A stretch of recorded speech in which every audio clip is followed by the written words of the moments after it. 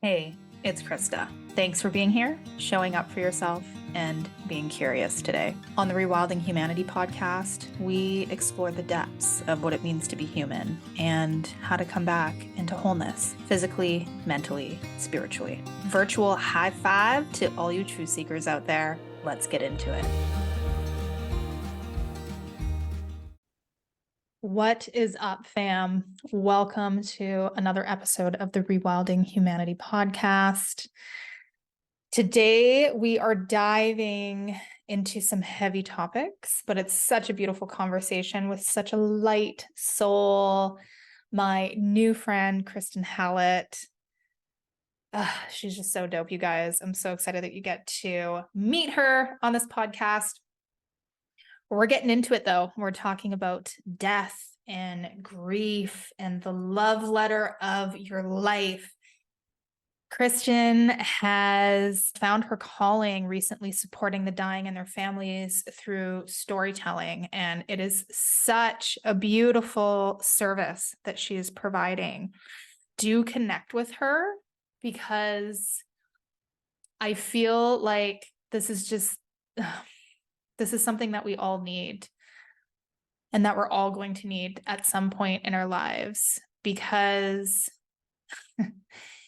I don't know if you've heard the prior episode that I had done with Stephen Jenkinson talking about death and kind of the medicalization of death in our society, but it's a topic that I feel brings a lot of grief to people, not just in the fact that you go through a lot of grief during the death process, but it's just something that none of us are properly prepared for. And we need to change that because death is just a natural part of life. Yes, it is difficult, but it is a rite of passage. And Kristin does such a beautiful job of bringing ceremony back into that process. Stephen talks about death being similar to birth, and Kristin says the exact same thing. And it is very true. We celebrate a birth, but we shun and we don't want to look at death. And this is a conversation about really looking at that and finding the medicine in death and the death process. We're also going to be talking about grief. Definitely make sure that you tune into this part where we talk about, Kristin mentions about how being active in grief can help them move the process along so that we don't get stuck in depression. I had never heard that perspective before, and I thought that was really interesting. So she has some really great tips there on how to be active in the grief process. We also talk about having hard but inspiring conversations with our loved ones now. I really tear up during this part of the conversation because there's definitely a longing that I have to rekindle more of a connection with some of the people in my family, but it feels really hard. And she's gone through that process and she shares tips on how she did it. It's not easy, it sounds, but it's very rewarding. So make sure you tune into that. We're also going to hear about what Kristin wishes more people knew about dying and some of her most profound lessons. I think that's it. I think that's the only intro that we need right now. There's so much here, you guys. It's a really beautiful, deep conversation. I'm looking forward to having more conversations like this. I love the no bullshit. I love just going deep with really profound topics that need to be spoken about more. And this is definitely one of them. Without further ado, let's jump in and meet Kristin Hallett. All right. Hey, girl. Hey, how are you? So good now that we're together. I'm so excited we're doing this podcast. And it's so funny because it's like, we've met once, and then we were just instant BFFs on Instagram, and it's just like one of those crazy soul connections. You just feel like I know. As soon as I saw you, I'm like, hello, old friends, let's ride. And truly, this is what's cool about doing this with you right now, is that we would just go for coffee, and it's as if we're just hanging out, and there happens to be a recording going. So I'm happy to let this one ride. Yay. Yeah. I love it. For anybody who's listening, Kristin, absolutely amazing woman, met you at the New Human event recently, Dr. Kevin Preston's event. You got on stage and literally goosebumps. I was like, like you, no offense to like Mark Rose and everybody else who's there was like awesome, but like you outshone all those guys. It was so good. It was so amazing. I was literally floored. I also, and I made a point of letting everyone know after, I was the only person who insisted on having a walk-up song, but I've learned to ask for what not I need, but what I want. And I was very lucky to speak last. So after watching everyone else, I was like, okay, I know what I need. I know what I want. And I asked Kevin the night before, will you play this song for me when I walk up on stage? Because I think what's going to happen, I feel what's going to happen is there's going to be a crossroads as I go up on stage. And I need to walk up down that road of the crossroads of that fork, just the best version of myself. And I know this song will get me there. It'll elevate me up onto the stage. And it's cool that you felt that. And I'm honestly, it's not just asking Kevin for that song. It's the years and years that led me to just the courage to ask for something so simple that you don't want to mess with someone's event or ruffle any feathers, to just be able to say, bro, you're going to play this song. You're going to turn it up. And I'm going to dance a little bit. And then I'll do what you're paying me to do. And it wasn't the song, it was you. And what I found was so profound, and this is what we're going to chat about today, is you were so brave and like, you're not afraid to just call shit out. Like you started your talk by quote unquote slaying dragons, right? And you're like, you called people out in the audience and we're just like, hey, I just want to let you know that I followed you on Instagram and you didn't follow me back. And so I got upset about it. And then I unfollowed you. And I was just like, wow, like what is happening right now? This is so fucking cool. Did she just say that? Like grief and death. And I was just like, this woman has so much depth and I am here for it. It was incredible. That's just something that I've learned early on and I'll do in my sessions. So it's a really good example of the way that I work, to stand up there and actually have the opportunity that there's a woman in the audience that I did follow on Instagram. And in my mind, truly like a little kid, I thought we were going to be really good friends. And I know I'm not the only person who does this. So then when she didn't follow me back, and we both lived in Kelowna, waited out, I'm like, of course she's going to follow me back. The little kid in me was so sad and then unfollowed her. But here's an opportunity that she is in fact in the audience. And that's a dragon to slay. Like that actually happened. But in my sessions, that's obviously an example at the New Human when I was speaking, but I will find something at the beginning to just remind them, I am a broken ass human who's up here in my armor. And I'm gonna take it off for a second and we can be broken together in whatever way you are, but maybe you can relate to this, even like a shred of relation to this. And then that blows open the conversation. So I was very happy that Jen Pike was in the audience, very happy that she followed me after. Oh no, we're just gonna be besties. I know it. Oh my God. Do you have a lot of Libra in your chart? I don't see. I wish we could just talk charts all day long, but I need to look into all of it more. I'm a Capricorn by birthday, and as a young, very desperate, searching teenager, I wanted to have Capricorn resonate, and it never did. So all of that kind of faded away for me. So I need to look into it a little, and I'm sure I'm not the only one who would love to lean into all things astrology and all things charts and signs, but my human design hits, my Enneagram hits, but as far as my actual sign, never has hit. No. You might be Libra rising or have it somewhere in your Venus, or I don't know. I feel like, because I'm a Libra rising and we usually we want to be best friends with everybody, you know, like, yeah. Is it want to be best friends with everybody, or is it want everyone to like you? Because that's very different.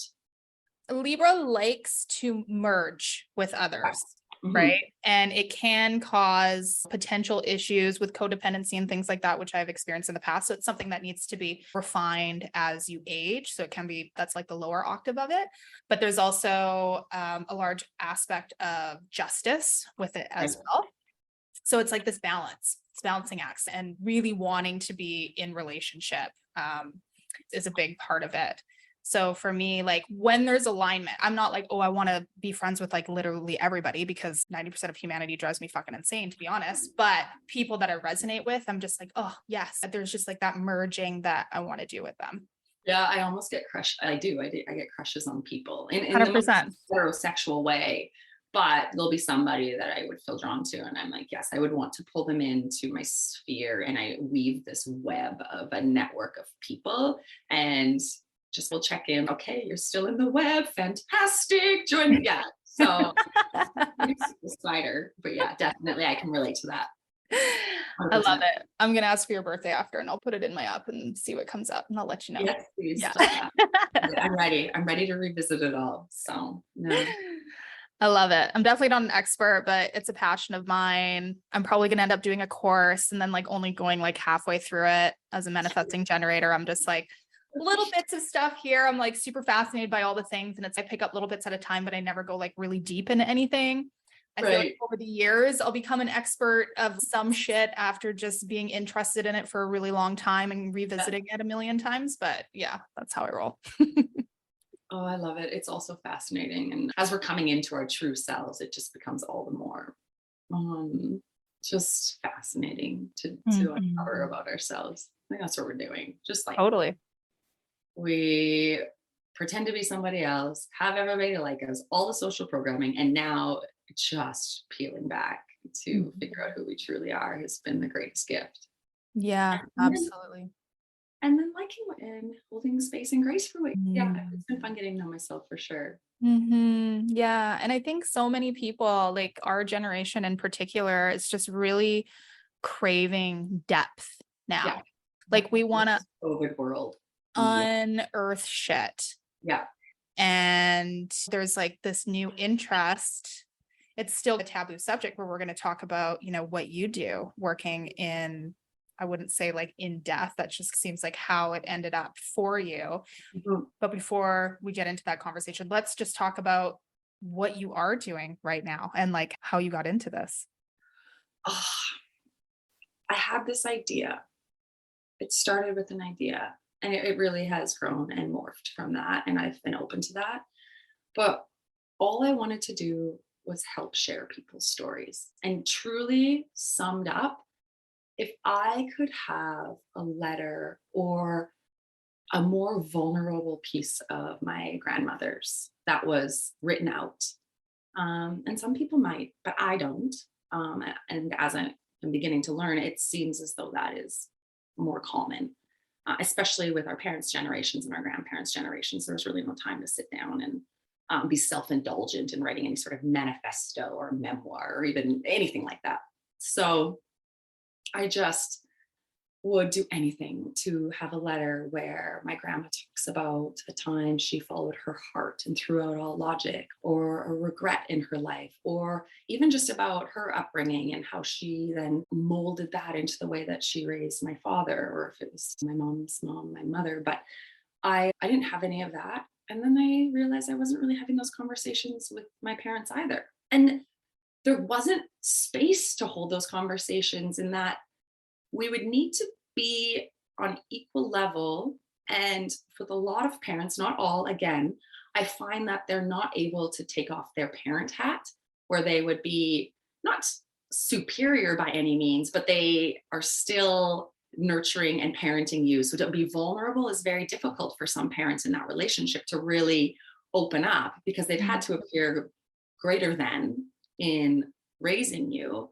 So I think for a lot of people, it's so strange.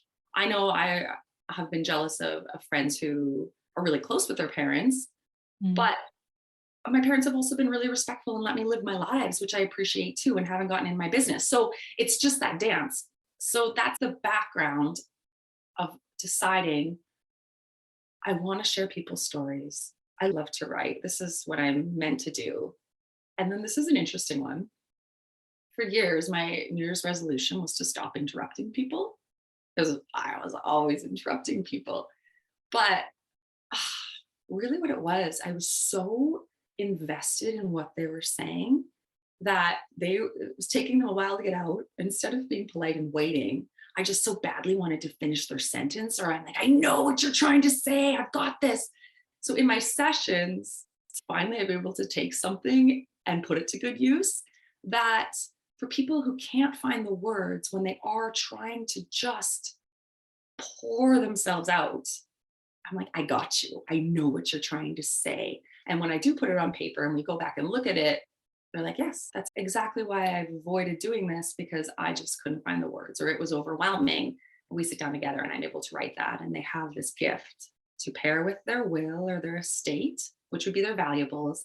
They have this letter that is their values, and then could give that to their children or grandchildren. And it's been such a journey. Oh my God. Oh. Oh, I bet. And that's so beautiful. I feel like there's so much that is left unsaid in so many relationships. And we have so many walls built around us, especially within family. Oh, the dynamics. Yes. Oh, it's so difficult. It's really difficult. I was fortunate to actually be there for my grandfather's passing. Oh my gosh, 5 years ago now? So Jeez, Gramps, it's been a while. were you in the room? Yeah, Oh, wow. What a gift. yeah, Yeah. yeah. So it was really interesting. He actually opted for like an assisted dying program, but he was basically there already. And we were all in the room. And it was so interesting because it was my first time being intimate with death and seeing it. Never seen it ever. And for most people, they can probably say that, right? Like in our culture, death is shunned, it's hidden, it's not to be witnessed, or like it's very medicalized as well. That's it. And I thought it was such a beautiful experience. Like the whole family was there. And it was really humbling to witness. However, I feel like there could have been so much more. Like it was nice that everybody was in the room, but you could tell that there was just so much that was left unsaid, and nobody really felt equipped to deal with the emotional aspect of it. I remember walking into the room, and it was crazy because I had been away traveling, and I had seen him not that long before, where he looked like my gramps, and I walked in and it was like, oh no, like this is a dying person. Like it didn't even look like him. It's so crazy how the body transforms so quickly during the dying process. Yeah. And I walked in and I saw my uncle's face, and I was just like, whoa. Because for the first time in my life, I saw him as a little boy watching his dad die. Oh yeah. And this is the men in my family. They don't emotion. Yeah. That's not a thing. They make fun of people for being a fucking pussy, for man up, all of this sort of stuff. And you could just see this grief, terror-stricken look on his face. And it just like absolutely broke my heart. And I feel like we can do dying so much better. And I really hope that's something that has more of a focus moving forward. But like it's a lot. Like there is a lot to unpack. So like the work that you're doing, I feel is just so valuable on so many levels. And there's so much more support too that we need. I love hearing that there's death doulas and wonderful people helping that process. But yeah, like it's a lot. And if there were someone there to support the family in a way that could allow some of those things to be said, I think it would have been an even better process. I agree with you wholeheartedly. And when I was there when my grandpa passed, and again, there are always medical explanations for everything, but I choose to let medicine walk and take a back seat to the magic that we get to witness. And the magic that was in that room was all of us around holding hands, and his last breath was labored and his chest lifted off the bed. No, he hadn't moved for days. So to watch that, and it felt in that moment, there was a soul that left his body, if I can. And truly, I thought to myself, this is the greatest gift. I have just witnessed a birth in a different way on the back end of it, and started to realize then and there that ceremony needs to accompany this. Yeah. And so much joy the same way that we would welcome a child into the world.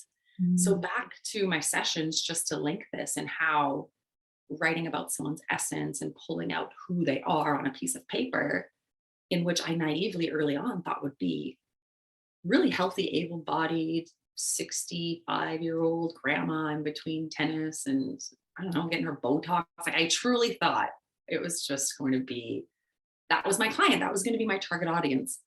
And early on realized that grandma is not ready to do this work and sit down and think about that. Who's ready to do this work is someone on their deathbed, being given a terminal diagnosis. Those were the phone calls that I was getting. Those were the clients I was booking. And that was when witnessing the more clinical, sterile side of death and the way it has been medicalized, instead of bringing in the spiritual side, the ceremonious side. That's when I became very passionate about opening myself up to ceremonies, which were an extension of my session, which creates ceremonies, especially for the families. They need to understand what is about to happen and have their hands held in what is happening. And like you said, much like your experience, there could have been more. So to have someone there facilitating more blows it all open for the experience to be exactly what it should be, the potential of that moment and how special it could be. This portal opens up and someone's leaving to go somewhere. It's just magic. It's truly magic. And I don't mean to glorify by any means, because it's also, when I say that, please know, like, big asterisks, it's excruciating.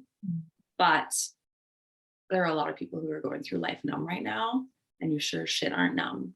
And there's something extremely poetic and beautiful to be able to feel that much in those moments as well. So I do not glorify, but I honor that too. The amount that we can feel.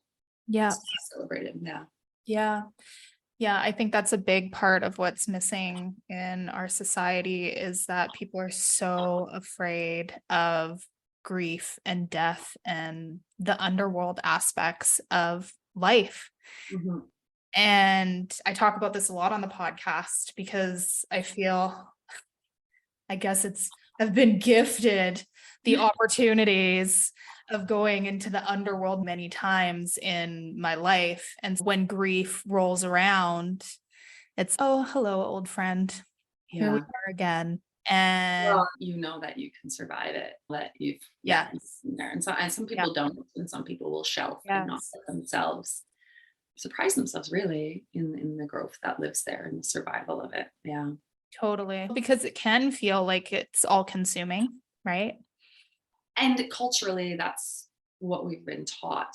It's don't wallow, you'll get swallowed. Don't wallow, you will get swallowed. You put this on the shelf in a clean little box. You go live your life, avoid. Take your antidepressant. So when I host grief circles, again, this has all happened just unbelievably symbiotically and naturally from my sessions, that there was a lot of unprocessed grief coming up with people who were on their deathbeds. And it became apparent to me that this needs to happen sooner. To live a full life, you need to grieve this sooner. This can't happen on your deathbed. No, this is squandered opportunity for so much growth. So it really did become a moment where I realized somebody needs to help with this grief. And I am somebody, and I'm going to do this. As I learned more about grief, a big part of it is processed in community. So when I started hosting grief circles, which I do now monthly, back to the don't wallow, you'll get swallowed, I will let everyone know.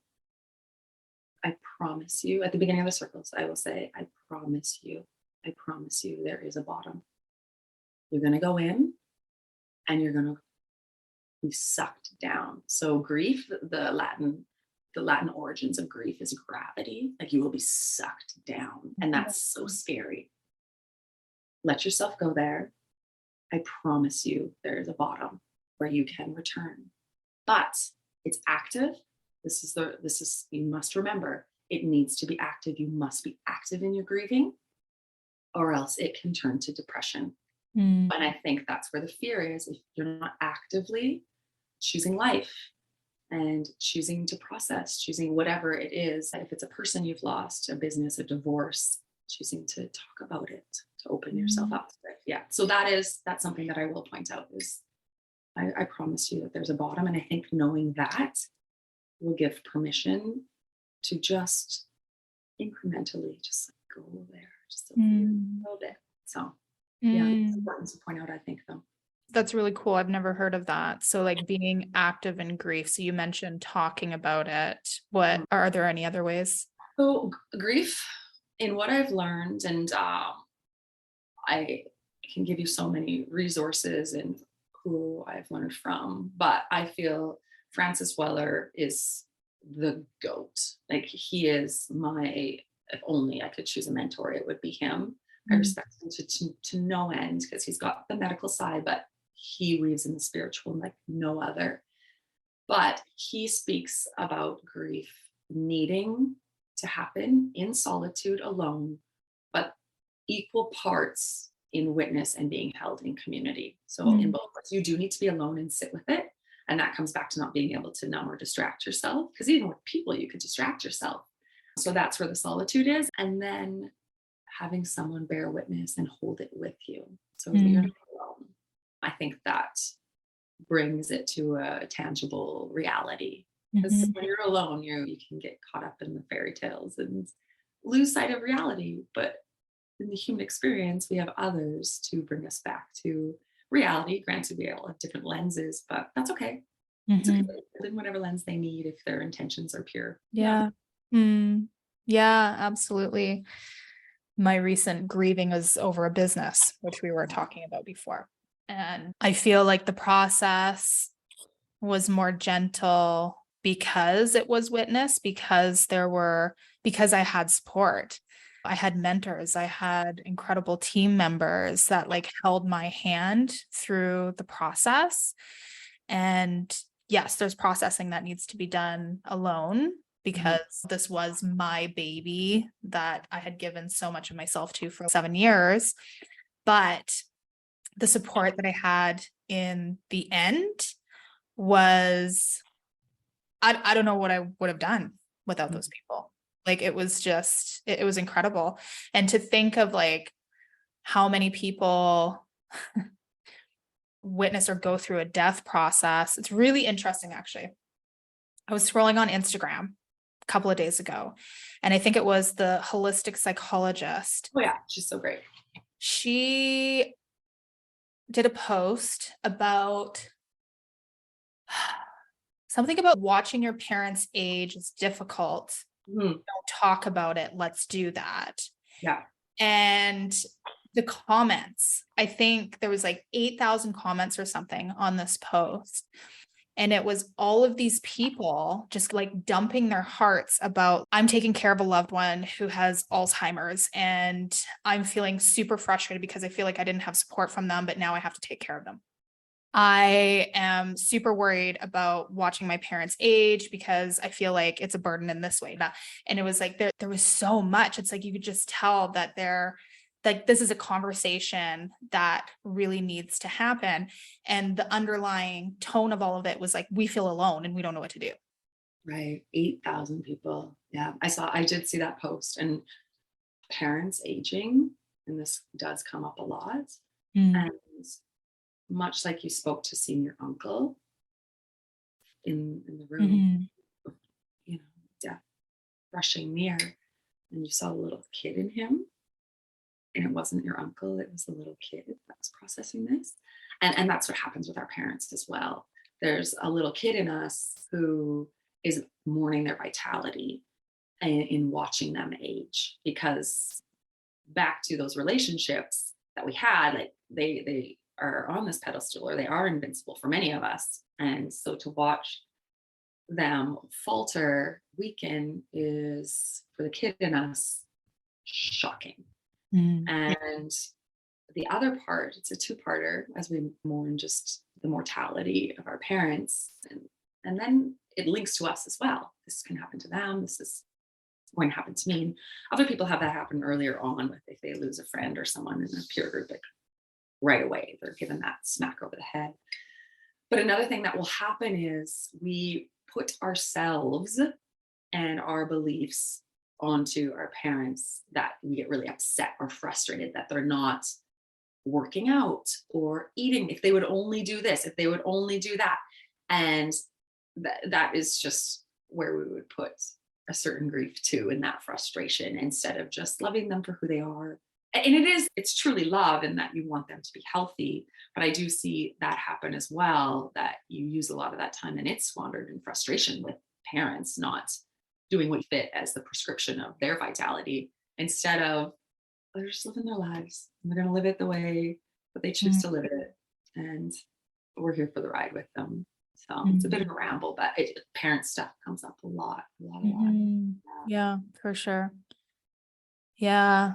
And what also feels like a big piece of what was coming through those comments was things left unsaid, not having those conversations. Totally. And it's difficult. Like, you mentioned that you realized that you weren't having those conversations with your parents when you started doing this work. Did you start having those conversations with them? Yeah. And it honestly felt like just a blurt out in the kitchen. Like in the kitchen, I would just blurt it. I'd force myself. It wasn't comfortable. Yeah. Even for myself, who was in this work. But I remember I was in the kitchen with my mom and I just almost forced myself to just say, Mom, what bothers you the most about aging? And she didn't miss a beat in her answer. It was so great. And we were talking like friends. I'm like, I'm almost 40. Yeah, I should be able to talk to my mom like this. Like, why have I put us in these boxes? Yeah. It was really cool. So it blew open a conversation. And another thing, and I talk about this a lot with parents who are aging, so this is so important and I want to share it, is that I haven't held my mom's hand in probably 25 years. That role has been over for her. I don't need her to hold my hand. And again, some parents might hold their adult children's hands, but I just never have. And this ocean has grown between us in who we are and how we live our lives. And so just recently I will reach across and hold her hand. And again, it's not comfortable at first, but the reason I do that now, and I've started doing it, is that if something were to happen to her tomorrow and she were in a hospital bed and say she couldn't speak, or I would instantly hold her hand. So why would I be waiting to do that? Especially if we don't have as much in common now. That's one commonality we do have. That's where we started. We used to hold hands all the time when I was a little girl. And the cool thing is, because it felt like reaching across an ocean. It wasn't comfortable. This isn't something I can't wait to do. It was all awkward because you haven't done it in so long. You're out of practice. When I did reach across, we were in the car at the time and she was driving, and just grabbed onto her hand. It was as if she was like, I can do this. This I've got.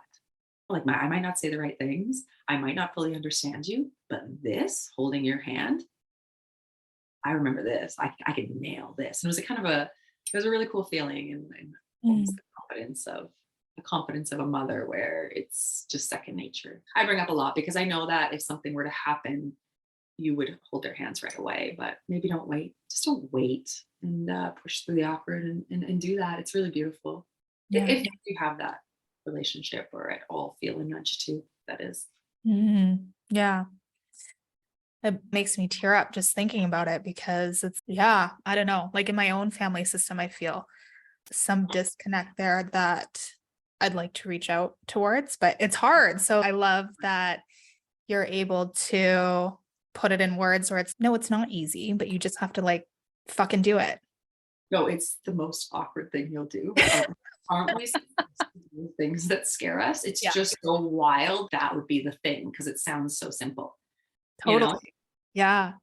Do you have any resources for people? Because here's I have a podcast and I come up with the questions and stuff beforehand, or some stuff will come to me as we're chatting, but I feel like I'm not good at coming up with those really profound questions to ask. Do you have a list? I have a list. I have my sessions written out, and that because this has grown into so much more, I mentioned grief circles, and now just I have an early client whose cancer has metastasized, and she has trusted me from day one. And when the time comes, I do hope to be able to perform a ceremony, and got to know her family and her daughters. And that would be another area that this has morphed into. I did the speaking at the New Human, never thought I'd be speaking about this. So the speaking and the grief circles, and then moving into a death ceremony. So those are some areas. And then the other, much like you're speaking to, I would like to sit down and take my sessions and put them into almost a workbook for someone that it doesn't need. I'm only one person, so I can only sit and have so many sessions, but to be able to create an intimate time and space where you throw on a kettle and have a cup of tea with whoever it is that you would like to learn more from, whether it be a spouse or a parent, uncle, grandparents. I would love to create that workbook. So it's definitely on the horizon, I'd say. That's so cool. Yeah. If you ever need help putting that book together, that's like what I do in my other life. Okay, yeah, I would need all that. Yeah, branding, marketing, all of design, all of the things. Yeah, no, I have a very hard time getting everything that lives inside my brain outside in any sort of tangible. So yes, please hold my hand. Okay. Yeah, can definitely support with that. Tell me about what these ceremonies look like, the end of life ceremony. That's interesting. You got to have a glimpse of some of the exercises I would do at the New Human. And that was really cool to be able to put everyone through some of the exercises when you do look face to face and link up eye to eye. And I had you guys lock your left eye with your left eye. And I don't know if you remember, but just explaining, you would lock the left eyes to just enter into that right side of the brain. And our right side of the brain just, it seeks to understand and creation.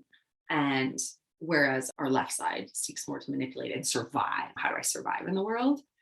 You go through the left eye to just see each other on that right side of the brain where you are truly exploring together. And then there is a really beautiful message or passage that I have that will give you a sense of traveling wherever we're going when our earth walk is over together. And I don't know if you recall, but it is, I will meet you there. I'll see you there. So that is very powerful. Always will I sing lullabies. And that goes back to, and to get the family singing as well. But we are ceremonious people. We're meant to be in circle. We're meant to sing. We're meant to move our bodies. We're meant to celebrate our bodies.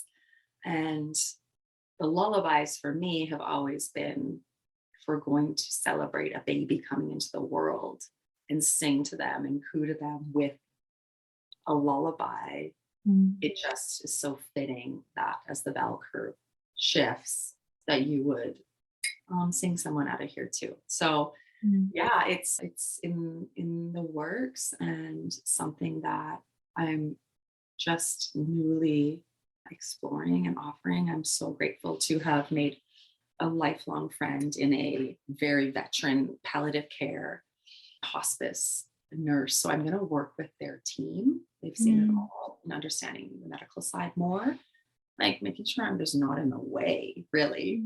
But yeah, so those are the next moves there as well. So that excites me. That brings me to tears on the daily of feeling so grateful to be able to offer that gift to the world. Beautiful. It reminds me, I'm sure you're familiar with Stephen Jenkinson, his work. Yeah.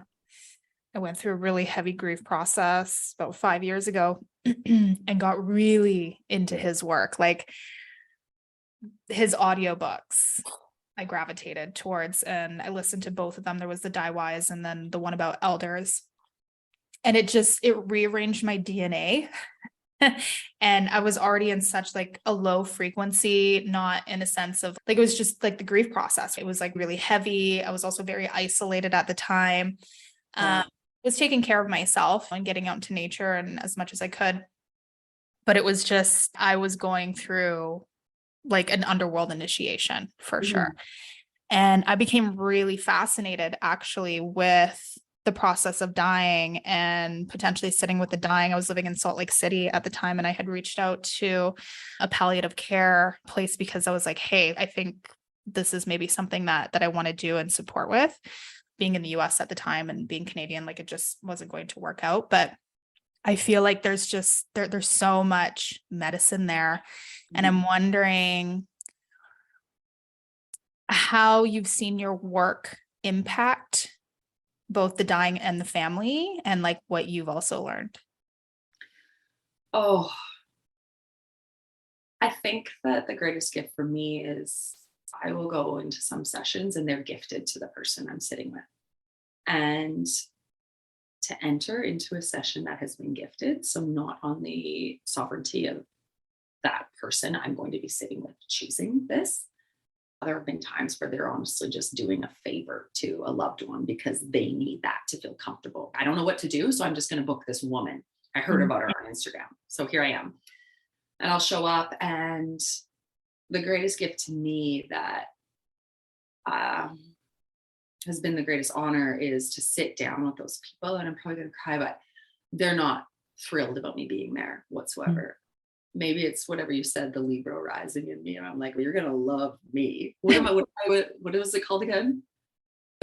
I figure, yeah, you have some Libra in your chart. Yeah, For okay, sure. well, the Libra. Okay. Yeah. But no, to sit down with them and them say, I don't have anything impressive to tell you. So you realize right away it's more of an insecurity of who am I to be so self-indulgent to do something like this. I don't have anything interesting to say. I didn't live that interesting of a life. This is going to be the worst interview you've ever given, is another one I've gotten. And then you go into the session over and over. And this is one that gets me. I've had multiple people just say, oh my gosh, my family is not going to believe this is me. They're not going to believe this is me. And because you open up parts of them that maybe they've shelved or they haven't let themselves be playful or even remember, because life is hard and it hardens us, and bills need to be paid and toilets need to be cleaned. And that part is really cool because that's when you pull out their essence. Oh, you're in there. We're laughing. You're dying, but we're laughing. And that is pretty cool. That's so cool. So I'd say that, and then unlearning from that, and learning, much like when I talk to the new human and can out myself and slay every dragon. And there were a lot of dragons. I was like, I'm sure people were like, when is this girl going to start her talk? Because I had so many things that I needed to tell you in just the humility that is this human experience. But that's been another incredible lesson too. That is your superpower in connection, is just letting yourself show up a bit broken. And that's okay. People want the pieces, and you can share the pieces. Thank God I've got broken pieces to share with myself. Nobody wants someone whole to show up.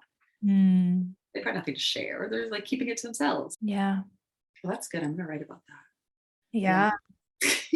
And another thing that I'm thinking of, which is just, it's really profound and just talks to the importance of what you're doing. Have you ever read the Tibetan Book of the Dead? No, I think I need to though. Yeah, it's intense. It basically details what happens when you die from the Tibetan perspective. And essentially the state that you're in when you pass can determine what you experience and where you go after. And it's interesting. I actually just had my house exorcised. I knew that there was something, there was an entity or something in my house. And I don't know why it took me so long to get somebody to check it out. But literally just this week, I had a medium check in, and she was like, oh yeah, there was an old man who had passed in your home and he didn't realize he was dead. He's gone to the light now. You're good to go. He won't bother you anymore. And I was like, what? So where?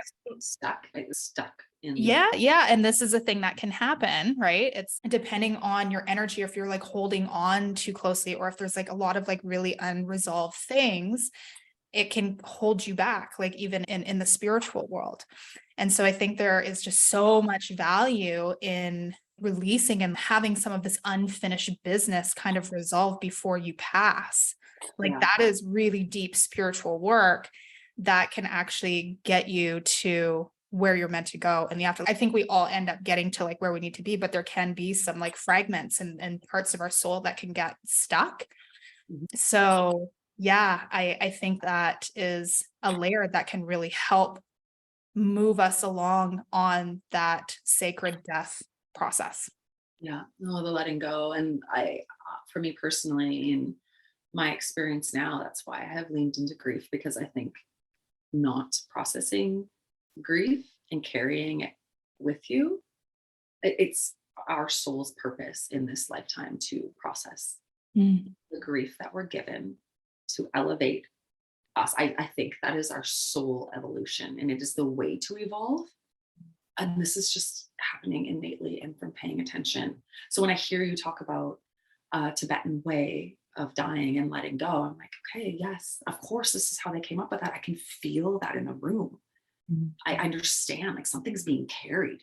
There's like a blockage that's like carrying them that needs to be released. I need to host these circles. It needs to be released now, Mm. not on their deathbed.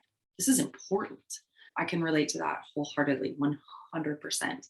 And it's interesting. Another thing is you'll watch somebody who is in fact ready to die and they will wait. They'll wait until their daughter has a baby, a grandchild, to know that the baby's okay, and then they'll let go. Or they'll wait until after Christmas or after someone's birthday. So it's not that day, not always. And obviously can't take into account the trauma that would occur with some deaths. But when there is choosing to let go, you will see people hold on until a certain moment or portal opens up that it feels okay to, or they're given permission, to be quite honest. Mhm. People need permission. So yeah, Mhm. Yeah. we'll be okay. That's a big one. I will be okay. You can go now. I'm fine. I'll be okay. And then Mhm. that sort of permission can allow someone to let go and be free of the blockages that you spoke of. Yeah, what an incredible, there's so many lessons there that I think can also alleviate the living sphere of death too. Yeah. Yeah. And that's exactly it. You can learn the lessons early. You can live your life so much more fully and wholeheartedly in a way that you pay attention. Mm. I honestly, the longer I spend on earth and starting to live it the way I started to live, paying attention, I'm starting to believe that we really are in heaven right now and just fail to notice. And I've spoken to a few people who have had near death experiences. And for one man specifically, he flatline died. And I'm trying to remember how long he was gone for. I want to say 16 minutes or so. But for him, it was just the little curl of the end of a little kid's ponytail. It was drops of water on a window pane. It was the steam coming from a coffee cup. Heaven for him, or where he went, was just flashes of everything we failed to notice. And it's like he went back Mm. and did it again. And it was so beautiful. Just a hand reaching out to hold, a foot hanging off the end of a bed because you're sleeping on a Sunday with the sun coming in. Like, just wow, that is so beautiful. And I don't know if I believe it, but I choose to live it that way. Like, why wouldn't we just choose to live it that way? Because if you're not noticing, all of the just treacherous, excruciating pain is going to slap you in the face and make you notice it. It's easy to notice that. It's a conscious effort every day to just take a moment, look at where the light is hitting, and let it hit you on the heart for a second. But that's a conscious effort for sure. Mm. Yeah. What do you wish more people knew about dying? That it's just the one thing that we all have in common. It's the Mm. only thing we all have in common. So why can't we let it unite all of us? And instead of through fear, in this almost exploration of an unknown together, that we could support each other in that, to strip away that fear that we're in it together. It's the one thing. That, and of course love, that they're connected. So yeah, that would be it, I'd say. Mhm. That's Mm. beautiful. How do you feel all of your work has changed your perspective on your own death? I don't think it has, and I think that's why I've been able to do this work. I feel as though, and depending on how I would show up to a day, some days you show up high vibes and feeling really good, and others there would be low days. I have my highs and lows as well. But for the most part, there's a constant feeling where I am not afraid. And I do feel as though everything else and each day is just fucking bonus. Like, what a bonus. How lucky am I when I see parents burying their children from a terminal disease?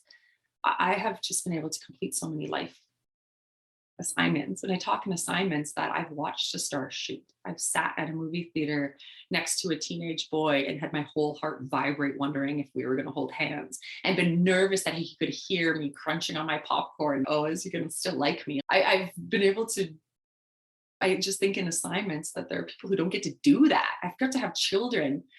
I'm so lucky.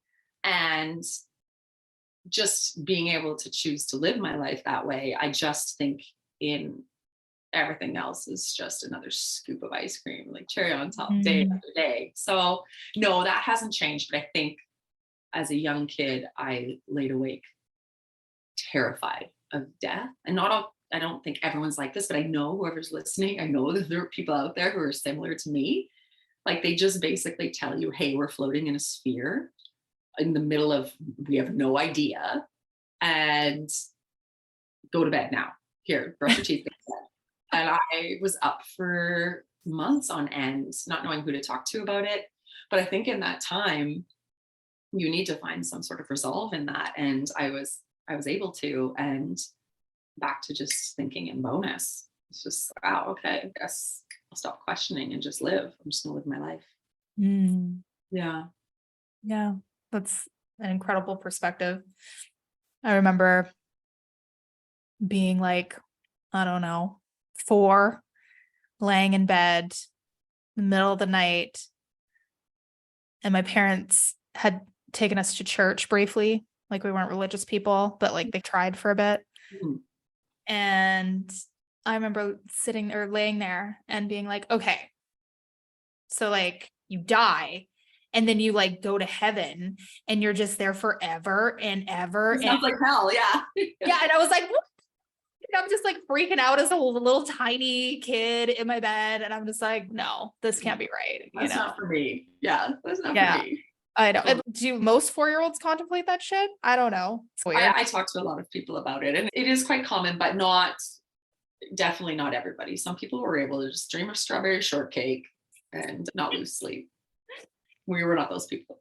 No, I have such a deep interest in the spiritual, right? It's just, I think that contemplation at a very young age, it wasn't really something that I got into until my 20s, but now my whole life is just steeped in wanting to understand and connect with the afterlife and the spirit world and figure out how it all works. I find it super fascinating.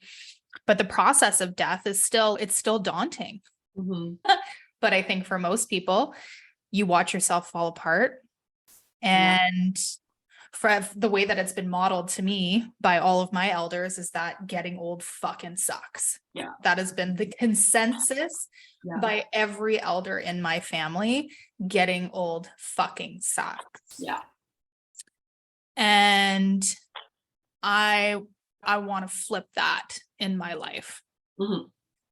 I've already had a life where I felt like my body's been against me, dealing with health challenges for as long as I can remember.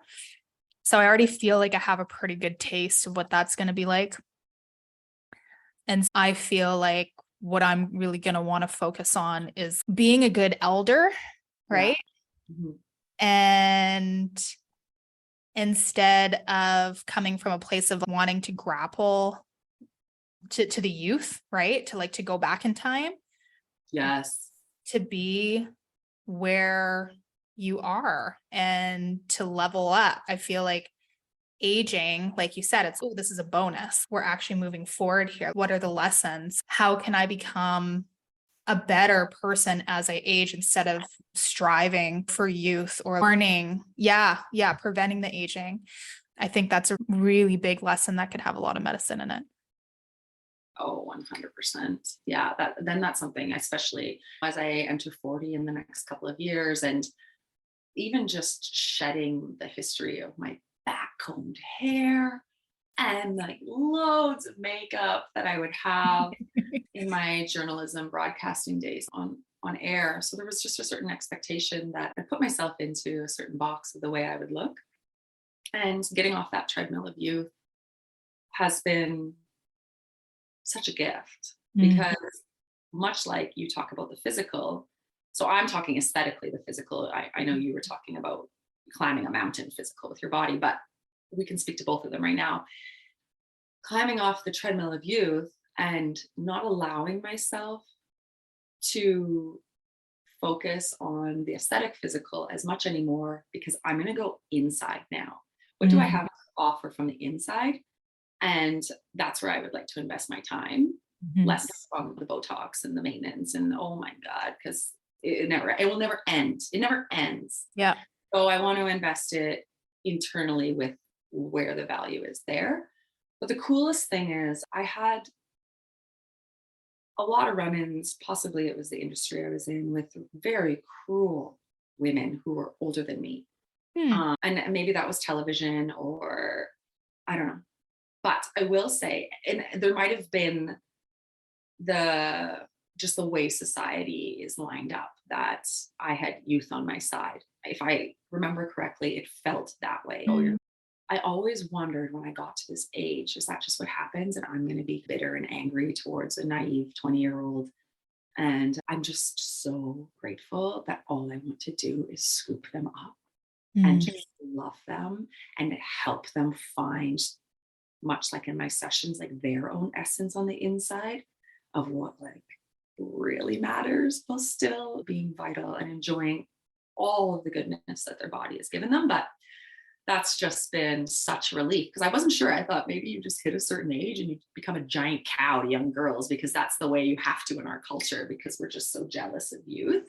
But thankfully, and I did have mentors and women who were older that showed me the way, that were so incredibly kind and just left the gate open when they blew past the ceiling. They threw down a ladder to me. So I just want to be the person who keeps that ladder thrown down, this ceiling that all of us women have blown open. It's important. Yeah, absolutely. Yeah. We're getting to the end of our time. Oh, this was so much fun. It was.